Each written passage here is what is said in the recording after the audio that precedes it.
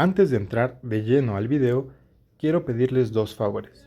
El número uno es que se vayan por una libretita y vayan tomando nota de las cosas más importantes para que puedan tener un aprendizaje significativo. En segundo lugar, quiero pedirles que le pongan atención al audio, ya que los videos que puse se van a estar repitiendo de forma cíclica y no es tanto un video para ver, sino es un video para escucharse y para aprender. Aquí les voy a ir revelando secretos muy importantes. Este es el segundo ya. Y si es de su agrado y les está sirviendo, agradecería que me regalaran un like, un comentario y se suscribieran. Empezamos. ¿Qué tal amigos? Bienvenidos a este video en el cual vamos a ver un montón de cosas acerca de la polinización, el polen, los patrones de injerto y todo lo que influye a la hora de tener buenas o malas flores y por ende buenas o malas polinizaciones. Esto aplica para diferentes géneros, pero ahorita yo se los voy a aplicar con Astrophytum para que puedan hacer sus propias comparaciones y saquen sus propias conclusiones. Así que sin más, vámonos a esto para que se vuelvan profesionales de la polinización. En primera instancia, vamos a empezar con lo que quizá los trajo aquí, que fue el short de la ausencia de polen, ¿sale? Para que haya una flor con buena producción de polen, tiene que haber ciertos factores externos a la planta que muchas veces podemos modificar. Vamos a empezar con la humedad. La humedad es uno de los factores que son más importantes y cruciales controlar a la hora de tener flores, debido a que si nuestra humedad es muy alta, las flores van a tener problemas para abrirse. Mientras que si es muy baja, vamos a tener problemas de resequedad y eso va a hacer que la flor probablemente no se desarrolle. Entonces, ¿qué significa humedad alta o baja? Hay que tener claro que muchas veces los cactus vienen predispuestos genéticamente por ciertas cruzas o ambiente. Si nos remontamos a las épocas anteriores de los coleccionistas, vamos a ver que los cactus están en zonas áridas o semiáridas. ¿Qué quiere decir? Que por las noches hay frío, en el día hay calor, por las noches hay humedad, en el día hay resequedad y también pasan por diferentes periodos de reposo, de desarrollo, etc. Cuando nosotros tomamos una de estas piezas y la llevamos fuera, en primera instancia tenemos que ver si nuestro cultivo es de exterior, si es de invernadero o es un invernadero con instalaciones que puedan tener condiciones específicas. Ahora, regresando al parámetro. La humedad, vamos a decir que una humedad total, por decirlo de alguna manera, es nuestro 100%. Traducido sería una planta recién regada, cuyo sustrato todavía está mojado, la planta está apenas secándose y su flor empapada. Esto sería una humedad del 100%. Una humedad del 0% quiere decir que no hemos regado la planta en una semana, tenemos un sustrato muy mineral y tenemos una planta que está expuesta a sol directo, ¿sale? Eso sería 0%. Teniendo en cuenta estos parámetros, vamos a hablar de que una humedad del 50% viene siendo una planta que yo regué hace 3 días, una planta a la que le da el aire y sol directo 6 horas al día, pero también está bajo sombra o bajo plástico de invernadero, malla sombra, etcétera, que anula el sol por una parte del día. Aquí tendríamos una humedad del 50%, ¿sale? No es una garantía, es un ejemplo para que se den una idea de cómo manejar la humedad. Entonces, para que nosotros podamos tener floraciones abundantes y con polen que es saludable, tenemos que mantener una humedad de entre el 10 y el 40% en nuestras plantas. lo que significa que tenemos que regar de forma abundante, pero dejar que la planta se seque en un periodo de tiempo breve, máximo 4 a 5 días. Si la planta permanece húmeda por mucho tiempo, tanto en sustrato como la parte de la carne de la pieza, o sea, lo que es el cuerpo, desde la flor, todo lo que es la planta, vamos a tener problemas para la apertura de la flor. ¿Por qué sucede? Porque al ser una humedad muy alta, arriba del 50 o 60%, la flor va a estar empapada, lo que va a generar una especie de pegamento por la fuerza del agua que va a impedir que la flor se abra aun cuando el cactus lance señales químicas que les estén diciendo: ábrete, sésamo. Como va a estar esta fuerza de cohesión del agua, la planta no va a poder abrir, mientras que si la resequedad es total, la planta o la flor en específico no va a poder abrir porque va a tener una sensibilidad de fractura. Es decir, está tan seca que si la tocamos la rompemos, y tiene que haber un poquito de humedad para que la planta pueda mantener ese control. Cuando la planta esté completamente seca, pero su sustrato tenga un poquito de humedad de apenas el 20 o el 30%, entonces va a ser la condición óptima para que la flor pueda abrir. Una vez controlando nuestra humedad, vamos a pasar a la luz. La luz tiene que ser como mínimo 6 horas de luz intensa al día. Esto quiere decir que podemos tener sol directo como mínimo 6 horas, o que puede estar bajo una exposición de malla sombra o de plástico de invernadero, pero con el mismo tiempo. Si fuera un porcentaje de sombra del 30%, con 6 horas es más que suficiente para una buena producción de polen y de flores. Pero si nuestro invernadero o el espacio donde nosotros lo tenemos es un lugar que le provee de muy poca iluminación o iluminación muy débil, las flores no se van a abrir. Muchas veces ni siquiera se van a formar. Es lo mismo que con la humedad. Cuando es la humedad muy alta, la planta se estresa. Cuando tenemos problemas de iluminación, la planta se estresa. Este estrés va a provocar que, como las flores no están en las condiciones óptimas, se aborten, ya que el gasto energético es altísimo para una floración.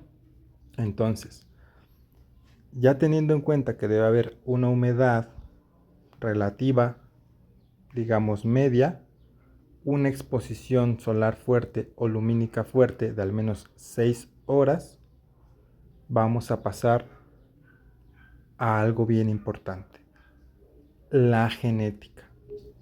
Muchas veces cuando nosotros tenemos genéticas raras, de cactus muy picudos, muy coloridos, o que rompen la norma de lo que debería ser ese cactus, vamos a desarrollar problemas genéticos por una hibridación tan prolongada. Es decir, cuando yo hago cruzas de dos plantas que son diferentes, en lugar de que sean dos Astrophytum asterias, yo hago un Astrophytum por miriostigma, y luego las semillas que me da las desarrollo a plantas y las sigo cruzando entre piezas diferentes, o muchas cruzas o retrocruzas, voy a tener una genética que de alguna forma está diluida, que no es una, pero tampoco es otra. Y eso va a generar que las flores se vuelvan estériles, ¿sale? Una vez que tengamos una cruza llevada al extremo en prácticamente cualquier especie, como cuando obtenemos una mula o como cuando tenemos una cruza entre dos especies que son muy cercanas, pero no son la misma, vamos a tener este problema de una genética débil. No en sentido de la planta, sino de reproducción. Muchas veces los híbridos, como les digo, de diferentes especies, plantas o animales, pierden la capacidad de reproducirse, debido a que la naturaleza es sabia y trata de evitar aberraciones genéticas, cromosómicas, etc. Pero esto nos lleva a otros factores que tienen mucho que ver. A veces podemos tener buenas piezas, pero un mal cuidado o mal manejo. Entonces viene otra parte que es crucial también, la nutrición. La nutrición muchas veces no es controlada o simplemente creemos que aportar un fertilizante, cualquiera o muy fuerte, es la clave. Sin embargo, esto no es así. Si nosotros ya tenemos la pieza que viene de forma híbrida y no le damos las condiciones óptimas, va a ser más probable o más propensa a que desarrolle este problema de polen. Entonces, para fortalecer esta genética o esta aparición de flores saludables, tenemos que cumplir los requisitos que hay en la naturaleza. Esto quiere decir que la planta pase por un periodo de reposo, que viene siendo el invierno o la época fría, de acuerdo a donde ustedes vivan, de 2 temporadas, por lo menos una, otoño o invierno, aunque en la naturaleza es otoño e invierno. Muchas veces creemos que por tener las condiciones controladas vamos a tener mejores resultados, pero se nos olvida apegarnos a la rutina que tienen por defecto los cactus o las plantas en su genética.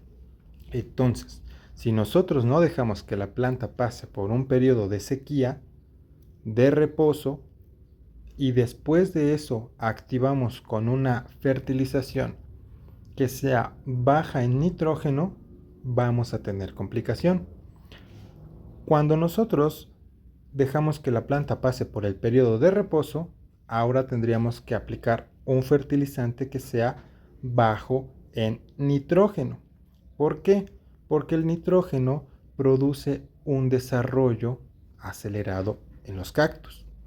Entonces, si nosotros damos demasiado nitrógeno, vamos a hacer que nuestra planta elija desarrollarse en lugar de producir frutos. Lo correcto sería fertilizar después del reposo. Ojo, no estoy diciendo que siempre. Después del reposo invernal, hacer una fertilización con fósforo elevado. ¿Sale? Si has llegado hasta aquí y te interesa profundizar en el tema de la fertilización, déjame un comentario que diga fertilización para saber qué les interesa y entonces subir un video completo de ese tema. Ahora, regresando, vamos a hacer un pequeño resumen rápido de lo que llevamos hasta aquí. Humedad controlada del 10 al 50 o 60%, ventilación para que se seque también el sustrato, iluminación mínima de 6 horas que sea intensa o luz directa, y la genética, tratar de tener plantas que no se hayan hibridado tantas veces. Ahora, además de la nutrición, como ya vimos, alto en fósforo, bajo en nitrógeno y lo que ya hemos revisado, vamos a otro punto que es importantísimo, el patrón de injerto. El patrón de injerto nos va a conferir diferentes características que muchas veces pasamos por alto. ¿Qué significa patrón de injerto? Que como el nombre lo indica va a tener cierto control sobre la parte de arriba, por eso se llama patrón, porque es el que manda, el que dictamina si la planta crece, si la planta florece. En general va a tener el control del injerto, ¿sale? Entonces es importante que nosotros utilicemos un patrón o un porta injerto adecuado a nuestras necesidades. Si queremos una floración rápida y fuerte, es recomendable utilizar injertos o portainjertos como vienen siendo Hilocereus undatus, vulgarmente conocido como pitahaya para los cuates. Vamos a tratar de utilizar Acanthocereus o similares, y también vamos a hacer una fertilización y darle el cuidado al porta injerto para que éste nos pueda dar la guía o la dirección de la planta de arriba, induciendo la floración. Si quieres que tu floración sea más perdurable, entonces vas a recurrir a patrones de injerto robustos y grandes en lugar de patrones pequeños. Pero estos dos confieren esta particularidad. Hay otros muchos más, pero no todos inducen a la floración como estos dos. Si quieren también un video que hable específicamente de porta injertos, coméntenme aquí abajo injertos y con mucho gusto les hago ese tutorial. Ya que aunque no lo parezca, un buen pie para las condiciones que nosotros tenemos o para las necesidades que requerimos es de vital importancia. Ahora en este último punto, para los expertos que han llegado hasta aquí, quiero hacerles la mención de una técnica que es tardada y es laboriosa, pero es muy efectiva para poder seguir reproduciendo estas piezas. Vamos a suponer que nosotros tenemos una cruza de Astrophytum asterias por Astrophytum capricorne, lo que nos va a dar como resultado un Astrophytum capaz. Si nosotros tomamos este Astrophytum capaz y seguimos hibridando por esta pieza, por aquella, vamos a diluir la genética. No siempre, pero puede pasar. Entonces vamos a seguir diluyendo la genética y no vamos a poder obtener las características que queremos porque ya no hay polen. La solución más práctica sería, en lugar de quitarle polen, agregarle el polen de la planta que queremos. Pero ¿qué pasa cuando ya son dos piezas que queremos reproducir y que no podemos porque ninguna genera polen? Ojo aquí, pare bola. Lo que vamos a hacer es diluir la genética con una genética original o ancestral. Es decir, si yo ya tengo mi Astrophytum capaz, ahora en lugar de seguir haciendo híbridos por otras especies u otras piezas, voy a reducir o voy a regresar esa genética y voy a volver a cruzar esta planta por un Astrophytum inicial o por un Capricorne inicial sin ninguna cruza, digamos puro. Esto va a hacer que cuando tenga mi descendencia haya plantas con las características de la planta que tengo y a la hora de seleccionar yo voy a poder elegir la pieza que más se adecue para poder seguir reproduciendo dichas características. Esto no es una regla porque la cruza te puede dar diferentes variedades de morfologías, pero es una de las maneras en que podemos seguir seleccionando nuestras piezas y seguir teniendo cruzas nuevas. Suscríbanse.